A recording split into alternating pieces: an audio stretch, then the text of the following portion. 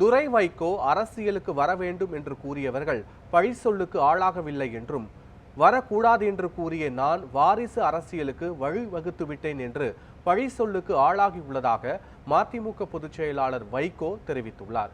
விழுப்புரத்தில் மதிமுகவின் மண்டல செயல் வீரர்கள் கூட்டம் நடைபெற்றது.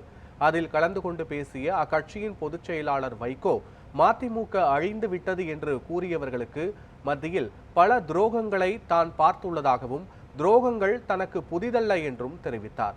மேலும் துரை வைகோ அரசியலுக்கு வரக்கூடாது என்று கூறிய நான் பழி சொல்லுக்கு ஆளாகி உள்ளதாகவும் அவர் தெரிவித்துள்ளார். நான் என்னுடைய புதல்வன் துரை வைகோவை அரசியலுக்கு வரக்கூடாது என்று நான் சொன்னவன். நிர்வாக குழுவில் எந்த காரணத்தை முன்னிட்டும் அவன் இந்த கட்சிக்குள்ளே வரக்கூடாது என்று நான் சொன்னபோது, நிர்வாக குழு உறுப்பினர்கள், நீங்கள் என்ன சர்வாதிகாரியா? உங்கள் மகன் உள்ளே கட்சிக்கே வரக்கூடாது என்று சொல்ல உங்களுக்கு என்ன சர்வாதிகாரம்? எங்கள் விருப்பம் அவர் வர வேண்டும் என்று அத்தனை மாவட்ட செயலாளர்களும் பேசி வாக்கெடுப்பு நடத்துங்கள், மெஜாரிட்டி என்ன சொல்கிறதோ அதை நீங்கள் ஏற்றுக்கொள்ளுங்கள் என்று வாக்கெடுப்பு நடத்த சொன்னார்கள். 106 பேர் ஓட்டு போட்டார்கள்.